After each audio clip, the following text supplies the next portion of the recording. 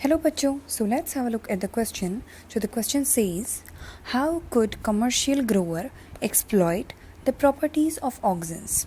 तो इस क्वेश्चन में हमसे ये पूछा गया है कि कॉमर्शियल ग्रोअर मतलब जो मार्केट प्लेस में जो वर्क करते हैं, जो कम मार्केटर होते हैं, वो ऑक्सिन की प्रॉपर्टीज़ को कैसे एक्सप्लॉइट कर सकते हैं। तो सबसे पहले हम देखेंगे कि यहाँ की कॉन्सेप्ट क्या है। तो यहाँ जो की कॉन्सेप्ट यूज़ हुआ है वो है ऑक्सिन्स। तो ऑक्सिन्स जो है वो एक फाइटो हार्मोन है। Auxin is a growth promoter. तो यहाँ ऑक्सिन की जो प्रॉपर्टीज़ हैं जिन्हें एक्सप्लॉइट किया जाता है, हम उन्हें लिस्ट करते हैं। नंबर 1,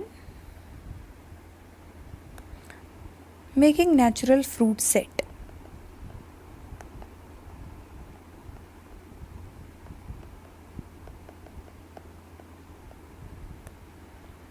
अब नेचुरल फ्रूट सेट्स क्या होते हैं? नेचुरल फ्रूट सेट्स होते हैं रिटेन्ड ओवरीज।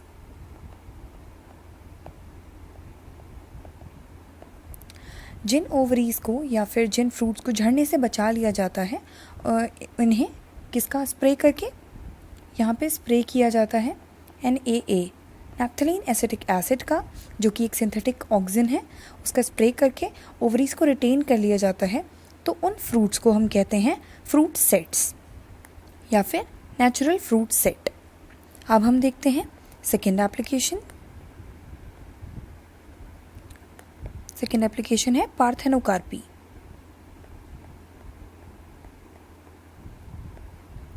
तो पार्थेनोकार्पी क्या होती है? पार्थेनो का मतलब होता है वर्जिन और कार्पी का मतलब होता है फ्रूट। तो पार्थेनोकार्पी क्या होती है? Fruit production without fertilisation. Fruit formed without fertilisation. तो ये किस में यूज़ होता है? ये यूज़ होता है सीडलेस फ्रूट्स बनाने के लिए, जैसे कि सीडलेस ग्रेप्स जो कि मार्केट में आते हैं, उन्हें बनाया जाता है थ्रू पार्थेनोकार्पी। तो इसमें जो स्प्रे किया जाता है वो किया जाता है IBA का, इंडोल ब्यूटारिक एसिड। अब हम देखते हैं थर्ड एप्लीकेशन।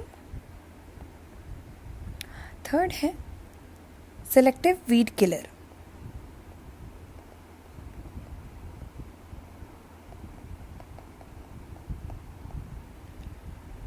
तो जैसा कि हम जानते हैं कि ऑक्सिन का जो सिंथेटिक फॉर्म है 2,4-D,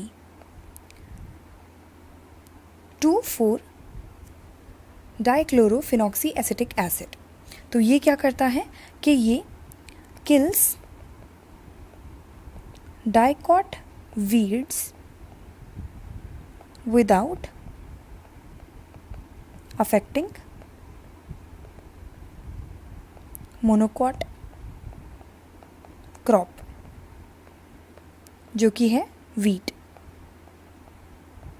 तो जब भी वीट की फील्ड्स में इसको सबसे ज़्यादा यूज़ किया जाता है, जब हम वीट लगाते हैं तो वहाँ पे जब वीड्स उगाती हैं तो उन वीड्स को किल करने के लिए हम वहाँ पे स्प्रे करते हैं 2,4-D का, जिसकी वजह से वीट क्रॉप जो है वो बच जाता है, उसे कुछ भी नहीं होता, लेकिन सारे जो वीड होते हैं डाइकॉट वीड्स वो किल हो जाते हैं।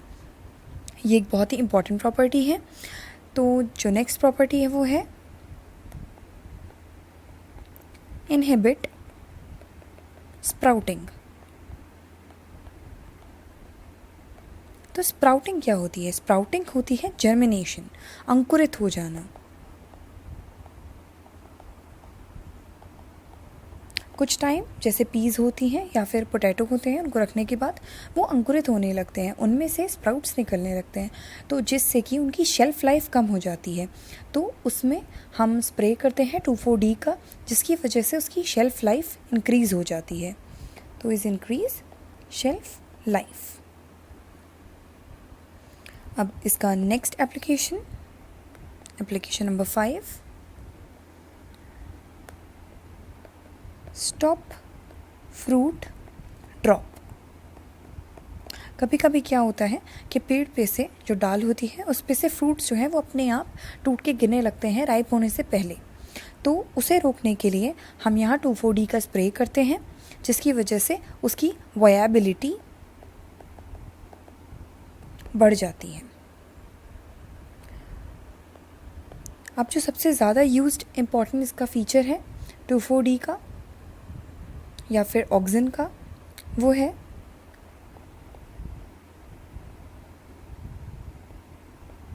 Cuttings of stem. उनको हम क्या करते हैं, जो स्टेम की कटिंग्स होती हैं, जैसे फ्लावर्स में सबसे ज़्यादा यूज़ होता है एस्थेटिक पर्पस के लिए, जो स्टेम की कटिंग्स होती हैं उनको डिप करके रखा जाता है, dipped in auxin to initiate rooting. तो ऑक्सिन में उसको डिप किया जाता है, जिसकी वजह से रूटिंग आ जाती है और इससे बहुत ही अट्रैक्टिव बुशी प्लांट्स बनाए जाते हैं। तो ये हो गए features. Hope you understand it well. Best of luck. Thank you.